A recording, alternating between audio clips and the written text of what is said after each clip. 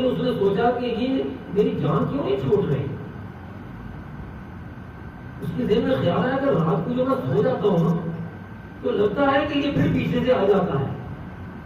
رات کو جب اندھیرا ہو جاتا, سایہ ختم ہو جاتا, وہ لگتا کہ سائے سے جان چھوٹ گئی, صبح ہوتی تو سایہ پھر ساتھ ہو جاتا. اس نے رات کو بھی بھاگنا شروع کر دیا, سوتا بھی چھوڑ دیا. اس نے وہ بھاگتا رہتا گلیوں میں. اور لوگ بھی کہتے ہیں, وہ ایسے لوگوں کو سمجھتے ہیں کہ یہ بڑے پہنچے ہوئے لوگ, راستے میں کھڑے ہو جاتے, اس کے گلے میں ہاتھ ڈالتے کہ جناب یہ پتہ نہیں کون سا چلا کاٹ رہے ہیں, رات کو بھی بھاگ رہے ہیں, دن کو بھی بھاگے جا رہے ہیں, نہ جانے کس منزل کی تلاش میں ہیں. لوگ ان کے راستے میں پھول بچھاتے, ان کے راستے میں کھانے لے کر کھڑے ہو جاتے, لیکن اس کو اس سے کیا لینا دینا تھا؟ وہ تو بھاگ رہا تھا اور وہ چاہتا تھا کہ کسی طریقے سے اس سائے سے اس کی جان کیا ہو جائے, چھوٹ جائے. آخر ایک دن وہ مر گیا اور اس کو جب قبر میں رکھا گیا, قبر میں رکھنے کے بعد اس کے اوپر ایک کتبہ لگایا گیا, کیونکہ وہ جو سمجھتے تھے بہت پہنچا ہوا آدمی ہے. اس کے اوپر کتبہ لگایا تو کسی پوچھنے والے سے پوچھا کہ اس کتبے کے اوپر کیا لکھیں, تو اس نے کہا اس پر لکھو یہ آدمی اپنے ہی سائے سے بھاگتا رہا اور ساری زندگی سکون نہ پا سکا. آج وہ سکون میں ہے کیونکہ آج اس کا سایہ نہیں رہا. آپ کے مرنے سے ہی سب ختم ہوگا. زندگی میں پریشانیوں کا ختم ہو جانا یہ ممکن نہیں ہے. آپ جتنا چاہیں گے کہ ممکن ہو جائے اتنے ہی اور دکھی ہو جائیں گے. قبول کریں. اگر وہ دکھ دیا ہے, ذرا سوچے تھوڑا سا, وہ دکھ کس نے دیا؟ کس نے دیا بھائی؟ اللہ نے دیا.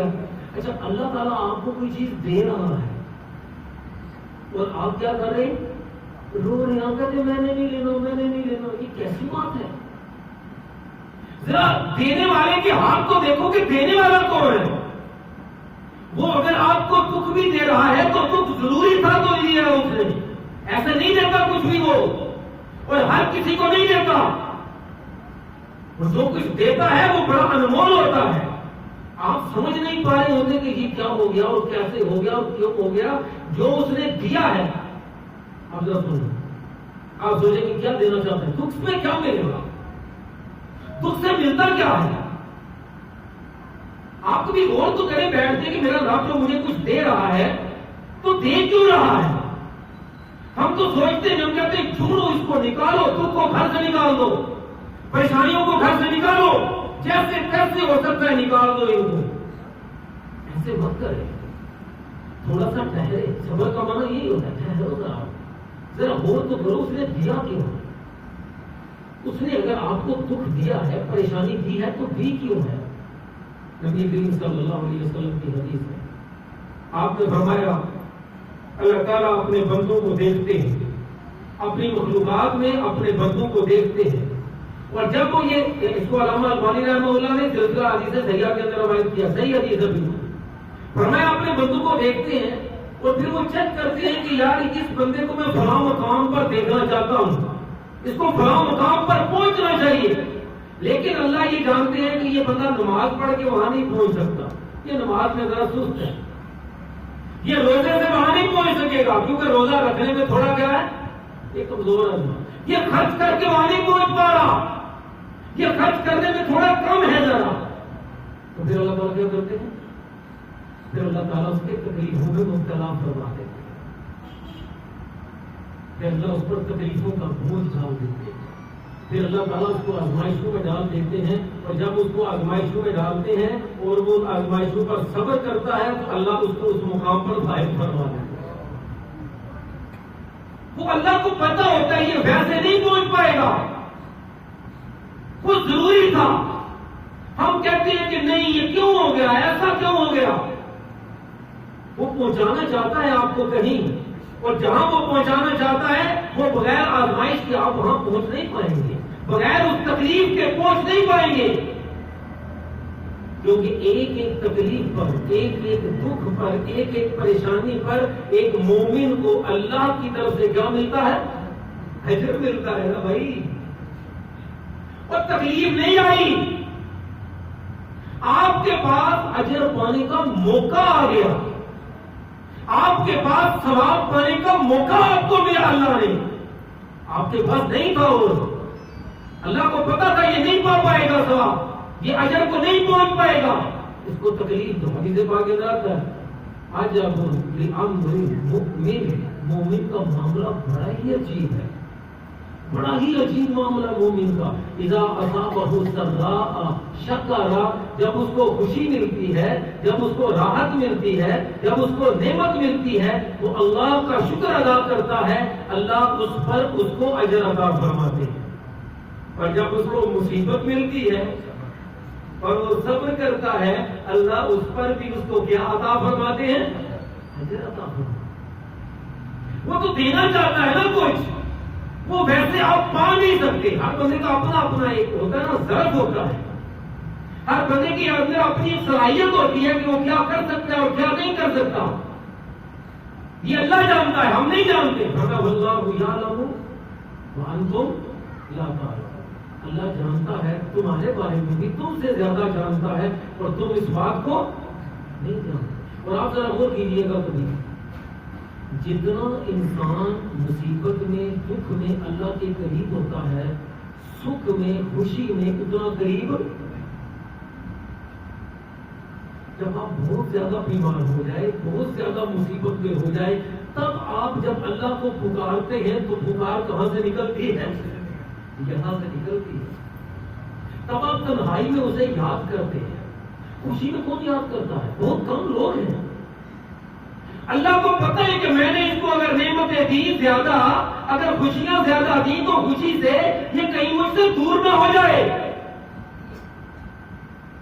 راحتیں ملتی ہیں تو لوگ بھول جاتے ہیں، عیاشی میں پڑ جاتے ہیں، وہ بھاگ جاتے ہیں، وہ کہتے ہیں اب اللہ کی کیا ضرورت ہے بھائی، میرے پاس گاڑی بھی ہے، بنگلہ بھی ہے، بیوی بھی ہے، بچے بھی ہیں، دکان بھی ہے، اب اللہ کو میں کیا کہوں؟ مجھے کیا ضرورت ہے مسجد میں آ کے رونے کی؟ مجھے کیا ضرورت ہے اس کے سامنے سجدہ کرنے کی؟ مجھے کیا ضرورت ہے کہ تہجد میں ہاتھ اس کے سامنے اٹھاؤں؟ میرے پاس تو سب کچھ ہے۔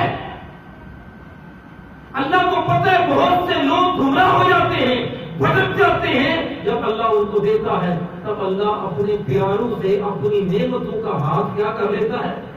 کھینچ لیتا ہے۔ وہ ہاتھ نہیں کھینچتا، وہ آپ کو اپنی طرف کھینچتا ہے۔ وہ کہتا ہے میرا بندہ میرے قریب آئے۔ پھر بندے پتہ کیا کرتے جب مصیبت آتی ہے، پھر قاری صاحب کے پاس آتے، قاری صاحب کو وظیفہ بنا دے،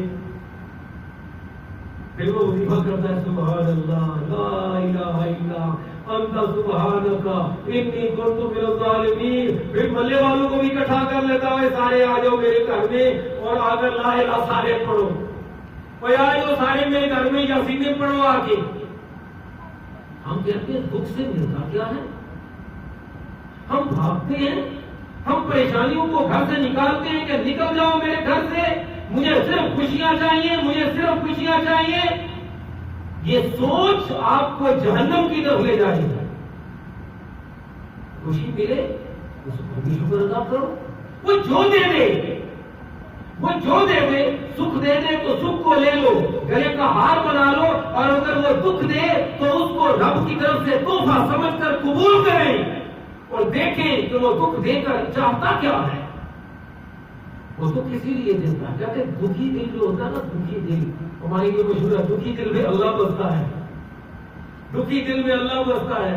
وہ اللہ ایسے ہی بستا ہے کہ پھر اللہ کو نکلتی ہے، پھر اللہ کو یاد آئے گا، اور کس کو یاد کریں گے دکھ میں؟ وہ چاہتا ہے کہ میرا بندہ مجھے یاد کرے، اس لیے وہ دکھ دیتا ہے تاکہ اس کو یاد کریں آپ، اس کے قریب ہو جائے گا۔ وہ بشر، پھر وہ خوشخبریاں سناتا ہے۔ ہم لوگ کہتے ہیں نہیں، نبی علیہ السلام ایک دفعہ ایک بندے کی تیمارداری کے لیے، اس کو بخار تھا اور بہت زیادہ بخار تھا، بیمار تھا، تو حضور کا ایک طریقہ تھا کہ جب کسی بندے کا تیمارداری کرنے کے لیے جاتے تھے نا تو ایک جملہ کہتے تھے۔ وہ جملہ کیا ہوتا تھا جی؟ لا باسا طہور انشاءاللہ۔ لا باسا کا مطلب پتہ کیا ہوتا ہے؟ وہ کوئی کام نہیں بھائی، وہ خیر ہے یار، سب کے خیر میں۔ پنجابی میں اگر ہم کہیں لا باسا کا مطلب ہوتا ہے کوئی حرج نہیں ہے، نو پرابلم، طہور انشاءاللہ۔ اس بیماری کی وجہ سے اللہ تیرے گناہوں سے تجھے پاک فرما دے۔ اب مجھے یہ بتائے، اگر تھوڑی سی بیماری سے بندے کے گناہ سارے معاف ہو جائے تو اس کو کوئی چیز چاہیے؟ یہ سودا مہنگا، بھائی وہاں پر تو گناہ معاف کروانے کے لیے نا قیامت کے بعد کہاں چلنا پڑے گا؟ جہنم میں. وہاں پہلے جہنم میں جائیں گے، جب تک گناہ دھلیں گے نہیں جہنم سے کوئی نہیں نکلے گا. اور یہاں پر ہلکا سا بخار، ہلکا سا کانٹا پاؤں میں چبھا، ہلکی سی تکلیف، ہلکا سا زخم آپ کے سارے گناہوں کو کیا کر دیتا ہے؟ معاف کر دیتا ہے. بشرطے کہ آپ جن کو آپ کو بندہ کیا کہنے لگا، وہ بندہ کہنے لگا لے میں مرن دے رہا ہوں، تھی کہتے ہو گل ہی کوئی نہیں، تھی کہتے ہو جی لا باسا کوئی گل نہیں ہے. نبی علیہ السلام نے فرمایا جی تو مرنا ہی ہے نا پیا تو پھر مر جا. شاعری نے لکھا اس کی شرح کے اندر وہ بندہ واقعی مر گیا ہے. تو مرنا چاہتا تو مر. میں تجھے گناہوں سے پاک ہونے کی خوشخبری سنا رہا ہوں، تو اسے قبول کرنے کی وجہ تو کہتا ہائے میں مر گیا، ہائے میں مر گیا. یہ کیا بات کر رہے ہو؟ یہ کیسا واویلا ہے کہ تم دکھ سے بھاگ رہے ہو؟ بھاگ جاؤ بھاگ جاؤ، بھاگ سکتے بھی نہیں تم. آج تک کوئی بندہ مجھے بتائیں تو صحیح نا کہ جو دکھ سے بھاگ سکا ہو، جس کی زندگی میں کبھی پریشانی نہ آئی ہو، کوئی ایک بندہ ڈھونڈ کے بتائیں مجھے. ایک کہانی ہم کو سنا ہوگا، کہتے ہیں کہ ایک آدمی تھا ہماری طرح ہی، ہم سب ایک جیسے ہی ہیں. وہ چاہتا تھا کہ اس کے دکھ کو اچھا دوسروں کو دیکھتا تھا یار اے بندے کتنے سکھی نہیں یار، کتنے موجہ نہیں، کتنے خوش ہیں. دوسرے کو بندہ دیکھتا ہوں نا ایویں لگتا ہے یار گڈی دے وچ کیا ڈور تے جا رہے تھے، وہ کیا بات ہے، کیا موجہ، سارے دکھ میری زندگی میں ہی آ گئے، وہ ساری پریشانیاں ہمارے لیے ہی ہیں، وہ ساری دنیا سکھی ہے، ساری دنیا موجے مار رہی ہے. تو کہتے ہیں کہ وہ آدمی چاہتا تھا کہ اس سے دکھ ختم ہو. وہ گیا کسی بزرگ کے پاس، کسی نیک آدمی کے پاس، اس سے جا کر کہا، تو اس نے اس کو سمجھایا پہلے کہ یار یہ ایسی باتیں چھوڑ دو، مصیبت آ جاتی تو صبر کرو. اللہ نے کہا تھا صبر کرنے کا، اگر مصیبت نہ آتی ہو تو صبر کون کرے گا؟ اور اللہ نے قرآن میں فرمایا ان اللہ مع الصابرین، اللہ کن کے ساتھ ہے؟ اور صبر کون کرتا ہے؟ مصیبت والا ہی کرتا ہے نا. اور مصیبت میں صبر کرے گا نا کوئی تو اللہ تعالیٰ اس کے ساتھ ہے. اگر مصیبت نہ ہو، صبر نہ ہو تو اللہ کا ساتھ بھی نہیں ملے گا. اللہ کا ساتھ تو ملتا ہی مصیبت میں ہے. بڑا دکھا کرنا نہیں نا میرے آگے نہیں ہو سکتا، میں نہیں کر سکتا، بس ہو گئی میری، ہم سب کی بس ہوئی پڑی ہے. ہم کہتے جائیں کسی طرح سے یہ دکھ دور ہو جائے، نکل جائے ساری پریشانیاں. انہوں نے کہا پھر ایک کام کرو، جو بندہ جس کو تم دیکھتے ہو نا سکھی آدمی ہے، جس کی زندگی میں کوئی دکھ نہیں ہے، تم اس کی بنیان لے کر پہن لو. تو وہ بنیان پہنتے ہی تمہارے سارے دکھ بھی کیا ہو جائیں گے؟ ختم ہو. میں کہ یار کرتے بڑی سوکھی گل ہے یار. وہ لگا اپنے دوستوں کو پوچھنے، ایک کو پوچھا دوسرے کو پوچھا، وہ کہنے لگے یار تمہیں بنیان کرنی کیا ہے؟ آخرکار اسے بتانا پڑتا کہ یار یہ مسئلہ ہے. وہ کہنے لگے اللہ دیا بندیا کہتے لوگوں کے سامنے ہسنے دند کٹ رہے ہیں، کی کریے پھر؟ دنیا چاری کی رکھنی پڑتی ہے، دنیا رکھنی پڑتی ہے. وہ جتنے ہم دکھی ہیں تم تو سوچ بھی نہیں سکتے. تم کس چکر میں پھر رہے ہو؟ وہ چلتا گیا، رشتے داروں کو بھی جن جن کو سمجھتا تھا نا ان کی زندگی میں کوئی پریشانی نہیں ہے، وہ پتا چلا کہ وہ اس سے زیادہ پریشان ہے. آخرکار وہ بڑا مایوس ہو گیا. یار یہ تو ہم بڑا خراب ہو گیا. کہتے ہیں کہ ایک دن وہ جا رہا تھا، رات کا وقت تھا، تو راستے میں اچانک دیکھا اس نے کہ ایکسیڈنٹ ہوا تھا، ایک بچہ گرا تھا. اس نے بچے کو فوری طور پر اپنی گاڑی میں بٹھایا، لڑکے کو بٹھا کے اپنی گاڑی میں ہسپتال لے کر گیا. وہاں اس کو پٹی شٹی کرائی، دوائی چھوائی لے کے دی، پھر اپنی گاڑی میں ڈالا اور اس سے پوچھا کہاں رہتے ہو؟ اس نے بتایا کہ فلاں جگہ پر میرا گھر ہے. وہ اس کو لے گئے. کہتے ہیں وہاں پر گیا تو ایک پرانا سا جھونپڑا سا تھا، گھر ٹوٹا پھوٹا سا. وہاں پر وہ نیچے اس کو اتارا، اس کو اندر لے کر گیا. کوئی دیر میں بارش شروع ہو گئی. جب تھوڑی دیر بارش ہوئی تو اس نے دیکھا کہ وہ چھت جو تھی وہ ٹپکنے لگی، کبھی یہاں سے کبھی وہاں سے. تو باتیں اس سے ہونے لگی. وہ جو اس کا والد تھا اس سے اس بندے نے پوچھا کہ آپ یہاں پر کیسے رہتے ہیں یار؟ ٹوٹا سا گھر ہے آپ کا، پرانا سا چھت بھی ٹپک رہی ہے، کیسا جیون بتاتے ہیں آپ؟ کتنی پریشان ہے آپ؟ مجھے تو کوئی پریشانی نہیں، اللہ کا شکر الحمدللہ. بارش میں اگر چھت ٹپکتی ہے تو جب بارش نہیں ہوتی تب تو نہیں ٹپکتی. اتنا سکھ تو ہے. بارش نہیں ٹپکتی ہے، بارش کا کیا، ایک دن ہوگی، 2 دن ہوگی، بس اس کے بعد تو بارش نہیں ہوگی، اور نہ ٹپکے گی چھت۔ دھوپ سے تو بچاتی ہے مجھے، سردی سے بچاتی ہے، گرمی سے بچاتی ہے، اور مجھے کیا چاہیے؟ تھوڑے سے ٹپکنے سے کیا ہو جائے گا؟ تھوڑی دیر کی بات ہے، اس کے بعد ٹپکنا بند ہو جائے گا۔ جو اس نے یہ باتیں سنی نا، انہیں کیا ہوا ہے، بندہ مل گیا، بندہ مل گیا مجھے، میرا خواب آج پورا ہونے لگا۔ بابا جی آپ کو واقعی کوئی دکھ نہیں ہے؟ آپ واقعی پریشان نہیں ہیں؟ کہنے لگا ہاں بیٹا اللہ کا شکر ہے، الحمدللہ اللہ کا بڑا شکر ہے، مجھے کوئی پریشانی نہیں ہے۔ کہنے لگا پھر ایک میرا چھوٹا سا کام کریں گے؟ کہنے لگا ہاں بیٹا بتاؤ۔ کہنے لگا کہ مجھے آپ کی بنیاد چاہیے، آپ مجھے بنیاد دے دیں تو آپ کا شکریہ۔ تو وہ آدمی آگے سے خاموش ہو گیا، چپ۔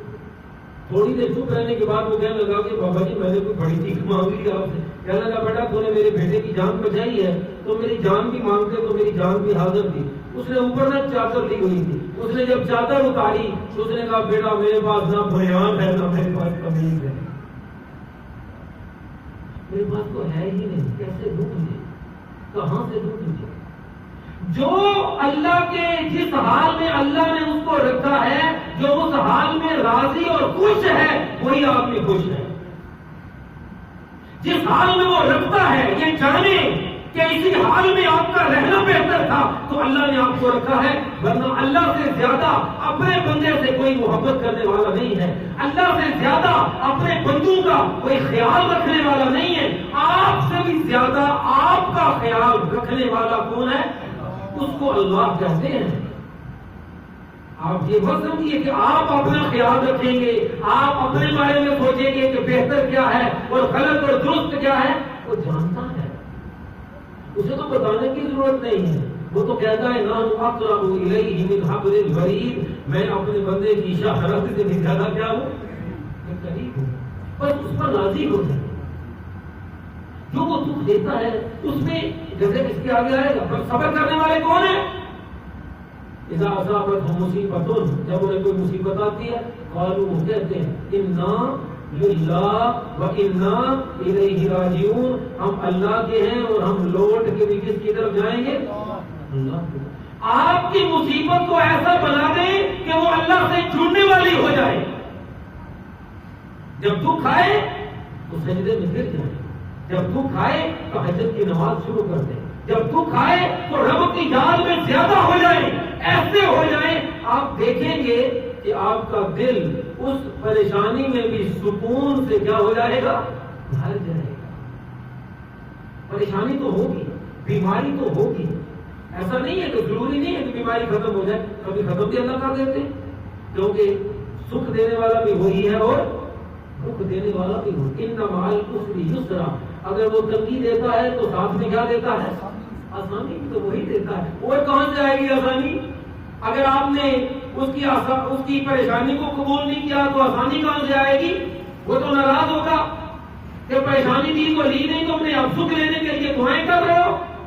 وہ جو دے اسے قبول کرے، یا تو اللہ تعالیٰ دو کام ہوں گے، کہتے جو آدمی صبر کرتا ہے نا تو دو کام ہوتے ہیں۔ ایک کام تو یہ ہوتا ہے کہ وہ پریشانی جو آئی تھی وہ ٹل جاتی ہے، وہ چلی جاتی ہے، کیونکہ ہر چیز کا آنے کا وقت ہے اور جانے کا بھی کیا ہے، وقت ہے، وہ چلی جائے گی۔ کہتے ہیں اگر جائے نہ تو دوسرا کام پتا کیا ہوگا، وہ پریشانی تو رہے گی، اس کا دکھ ختم ہو جائے گا، انسان اللہ کی رضا پر کیا ہو جائے، راضی ہو جائے۔ اللہ تعالیٰ نے قرآن پاک میں کیا فرمایا؟ اللہ نے فرمایا الا من اتى الله بقلب سلیم، قیامت والے دن سارے لوگ نامراد ہو جائیں گے سوائے اس بندے کے جو سلامت دل لے کر آئے۔ سلیم کا معنی کیا ہوتا ہے؟ سلامت۔ لیکن ایک اور معنی آج آپ کو بتا رہا ہوں، سلیم کا معنی ہوتا ہے ڈسا ہوا۔ عربی کے اندر جس آدمی کو سانپ ڈس لے نا اس کو کہتے ہیں راجل سلیم، ڈسا ہوا آدمی۔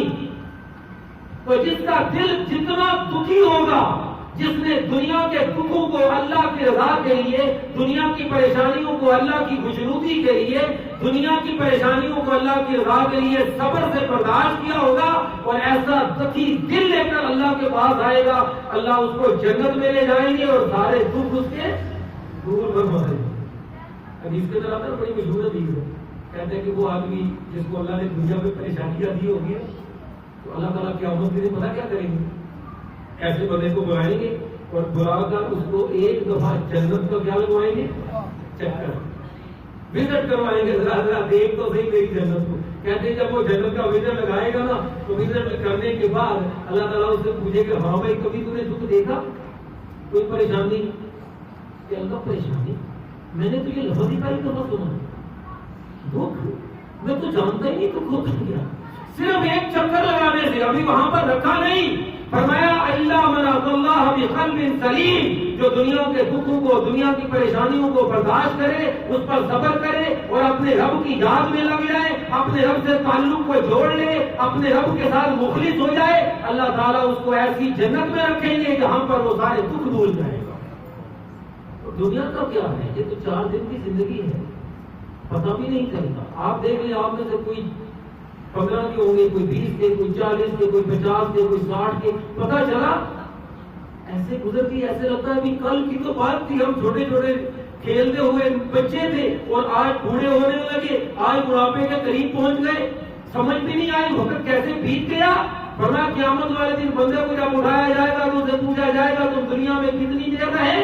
وہ کہے گا میں دنیا میں ایک لمحہ یا تھوڑی سی دیر رہا، پتہ بھی نہیں چلا اور زندگی گزر گئی. اللہ تمہیں ضرور آزمائے گا. آزمائشیں آئیں گی، دکھ آئیں گی، پریشانیاں آئیں گی، اور ان پریشانیوں کو کیا کرنا ہے؟ صبر کرنا. اور صبر کا مطلب پتہ کیا؟ صبر کا مطلب یہ ہے کہ اللہ پر، رضا پر کیا رہنا ہے؟ راضی رہنا ہے. اور اللہ کے ساتھ اپنے تعلق کو کیا کرنا ہے؟ اللہ کے ساتھ جڑنا ہے. اور زیادہ جتنی پہلے آپ اللہ کی عبادت کر رہے تھے دکھ میں، اس میں زیادہ کریں. ایک آخری بات کر کے بات ختم کروں. ایک دوست نے سوال کیا، وہ کہنے لگے کہ جو انسان پر پریشانی آتی ہے وہ 2 وجہ سے. یہ یاد رکھیے گا، پریشانیاں، مصیبتیں، دکھ 2 وجہ سے آتے ہیں. ایک آتے ہیں اللہ کی، انسان جب نافرمانی کرتا ہے نا تو اس نافرمانی کے نتیجے میں کیا آتا ہے؟ دکھ آتا ہے، پریشانیاں آتی ہیں، مصیبتیں آتی ہیں. جیسا کہ اللہ نے قرآن میں فرمایا وَمَا أَصَابَكُم مِّن مُّصِيبَةٍ إِلَّا بِمَا كَسَبَتْ أَيْدِيكُمْ. تمہیں جو بھی مصیبت آتی ہے تمہارے اپنے اعمال کا نتیجہ ہوتی ہے، تمہارے کرتوت ایسے ہوتے ہیں، اس کی تمہیں سزا ملتی ہے. اور ایک آزمائش جو ہوتی ہے، وہ پریشانیاں جو آتی ہیں وہ گناہوں کی وجہ سے نہیں آتی، وہ نافرمانی کی وجہ سے نہیں آتی. حضرت وہ جو بیمار ہوئے تھے، کیا نام تھا یہ بنی کا؟ حضرت ایوب علیہ السلام. وہ گنہگار تھوڑی تھے کہ گناہ کرتے تھے تو بیمار ہو گئے. نبی علیہ السلام پر پریشانیاں گناہوں کی وجہ سے تو نہیں آئی. کبھی آزمائش آتی ہے، گناہوں کی وجہ سے تکلیف نہیں آتی. فرمایا کہ اس کی وجہ سے بھی آ جاتا. اب پتہ کیسے چلے گا؟ پتہ کیسے چلے گا کہ یہ آزمائش ہے یا سزا ہے؟ یہ جو تکلیف آئی ہے یہ سزا ہے یا آزمائش ہے؟ وہ کہتے ہیں کہ اگر اس دکھ میں، اس مصیبت میں آپ اللہ کے قریب ہو گئے نا تو سمجھ لیں کہ وہ آزمائش تھی. کیونکہ آزمائش اللہ اس لیے دیتا ہے کہ اللہ بندے کو اپنے قریب کر لے، اور زیادہ فرما بردار ہو جائے، اور زیادہ عبادت گزار ہو جائے. اور اگر دکھ میں، مصیبت میں آپ اللہ سے کیا ہو جائے؟ دور ہو جائیں، اللہ سے آپ مایوس ہو جائیں، آپ اللہ تعالیٰ سے کفر کرنے لگے، اللہ کی ناشکری کرنے لگے، آپ وبیلا کرنے لگے، آپ رونے پیٹنے لگے، تو آپ سمجھ لیں کہ یہ آپ کے اوپر اللہ کی طرف سے آپ کے کسی گناہ کی کیا ہے؟ سزا ہے. اللہ جب سزا دیتا ہے تو اپنے سے دور کر دیتا ہے، اور اللہ جب محبت کرتا ہے تو اپنے سے قریب کر لیتا ہے. تو اپنے لیے ان آزمائشوں کو، ان دکھوں کو، ان مصیبتوں کو اللہ کے قرب کا ذریعہ بنائیں، اللہ کی محبت کا ذریعہ بنائیں. اللہ دکھی دل میں بستا ہے، اس کا مطلب یہی ہے کہ دکھی دل والے ہی اللہ کو پا سکتے ہیں جو صبر کرنے والے ہیں. اللہ تعالیٰ ہمیں صبر نصیب فرمائے ہر مصیبت میں، اور اللہ تعالیٰ ہر دکھ اور پریشانی سے ہمیں نجات عطا فرمائے.